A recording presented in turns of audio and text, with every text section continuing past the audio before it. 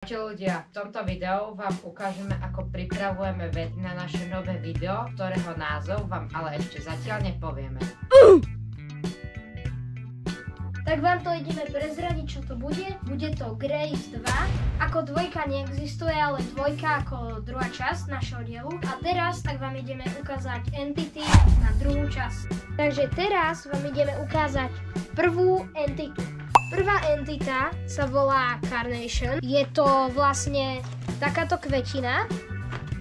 A keď sa ti ukazujú také ako keby chlpy na obrazovke, tak sa musíš schovať pred ňou a ona prejde cestou. Takže ukážem vám, jak to vyzerá. Toto tak je papier, kde je oko. Toto je druhá vrstva žltého kvetu. A toto je posledná, rúžový. Som ešte pridal takéto, aby to vyzeralo lepšie.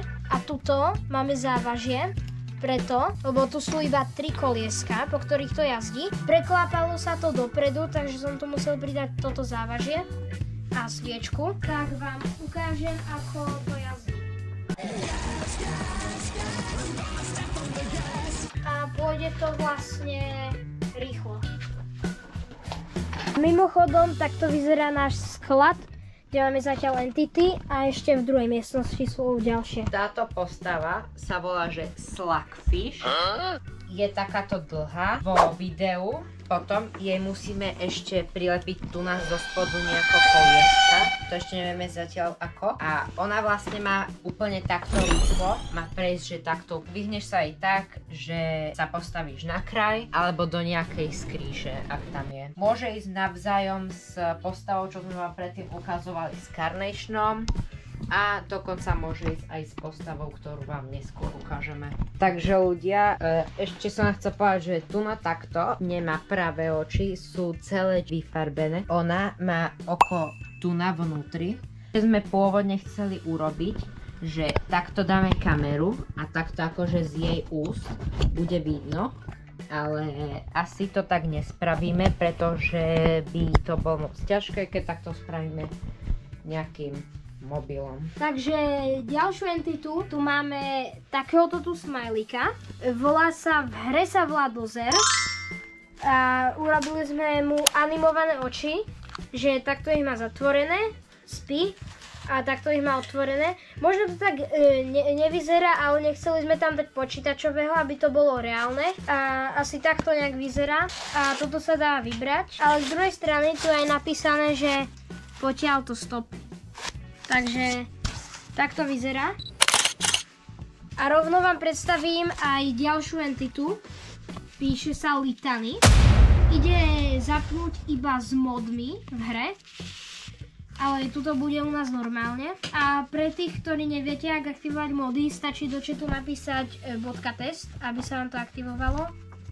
A u nás bude taký, že keď robí zvuk, nemôže sa hýbať. A keď nerobí zvuk, môžeš sa hýbať. Ja vám ešte poviem o tom, že oni sú prakticky rovnakí. Keď sa vám objavia na obrazovkách, tak musíte sa skrčiť, zastaviť a dokým neotvorí oči a nezmizne, nemôžete ísť a jemu musí byť vidno všetky 3 čiarky. Najskôr to je tak, že 1, 2, 3. U nás to ale bude inak, lebo samozrejme nemôžeme robiť všetko rovnaké, ale proste sú podobný. Ideme vám predstaviť entitu ďalšiu. Teraz vám ideme predstaviť túto entitu. Na konci vám samozrejme ešte ukážeme všetky entity naraz. Táto postava sa volá Litany.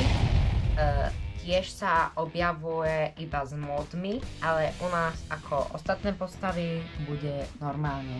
Presne, keďže ja som sa k nej ešte v hre nedostal, neviem presne čo robí, ale tuším, že ako už som počul, robí vášho klona a beží za vami, že vy proste v hre bežíte a on beží za vami ako ten istý hráč, čo ste vy, ale iba, že to nie ste vy. Ale dá sa ho okašľať, že pôjdete rýchlo, niekde sa nebudete zastavovať a nedostihne vás. Ale radšej by som to neskúšal. Dobre ľudia, to je ďalšia entita, jeho meno je Glade a píše sa to Glade.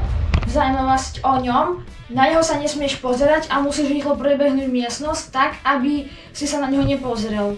Inak, ak sa na neho pozrieš, dá ti hit. Nezabije ťa na jeden hit, ale na 2. Čiže toto sa volá, my to voláme červené oko alebo Glade 2. Glade červený. Pred ním robíte to, skoro to isté, čo pri Gladeovi, ale na ňo sa zase pozerať musíte. On je normálne takto postavený a není jak Glade na krivo.